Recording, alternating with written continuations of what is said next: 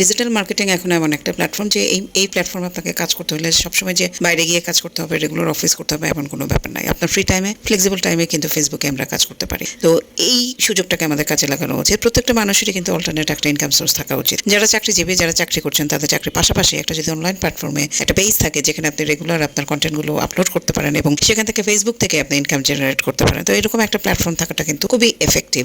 যেটা হয় যে ভবিষ্যতে চাকরি তো কোনো ভরসা নেই। সত্যি কথা, প্রাইভেট জব যারা করে তাদের কিন্তু কোনো সিকিউরিটি নাই। দেখা যায় যে অর্গানাইজেশনে কোনো প্রবলেম দেখা দিল, কার না কার চাকরি চলে যাবে কেউ বলতে পারে না। তো এই জন্য আমার মনে হয় যে চাকরিজীবীদের অল্টারনেট একটা ইনকাম সোর্স থাকা উচিত, সেটা হচ্ছে অনলাইন এই ডিজিটাল প্ল্যাটফর্মটা। আর একটা জিনিস যেটা হচ্ছে, এখানে কিন্তু আপনাকে কাজের সময়ে ইনভলভ হতে হয় না। এখানে যদি আপনি ওয়ার্কিং আওয়ারের পরে রাতে বসে বসে বাসায় বসে বসে কিছু কাজ করেন, প্রতিদিন একটা দুটো করে ভিডিও যদি মেক করতে পারেন, সেটাও কিন্তু আপনার জন্য অনেক পেজে আপলোড করার জন্য যথেষ্ট। তো এইভাবে আমরা প্রতিনিয়ত যারা চাকরি করি, চাকরির পাশাপাশি কিন্তু অনলাইন প্ল্যাটফর্মে কাজ করা যেতে পারে, করা যায়। বেশি বেশি করে অন্যের এনগেজমেন্ট ভিডিওগুলো দেখতে হবে আমাদেরকে, কারণ একমাত্র এনগেজমেন্ট ভিডিও পারে অন্যান্য ভিডিওগুলোকে গ্রো করতে। আপনি যত এনগেজমেন্ট ভিডিও দেখবেন এবং সেখানে যদি কমেন্ট করেন, তাহলে দেখবেন যে আপনার পেজের গ্রোথ এমনিই হবে, দ্রুত হতে থাকবে। সুতরাং কাজ করেন, পাশাপাশি অবশ্যই কন্টেন্ট মেক কিন্তু করতে হবে। কন্টেন্ট মেক না করলে তো আপনার পেজে কোনো কিছু থাকছে না। সো কন্টেন্ট মেকটাও করতে হবে, পাশাপাশি এনগেজমেন্ট বাড়ানোর জন্য ভিডিওতে কমেন্ট করতে হবে, লাইকও করতে হবে।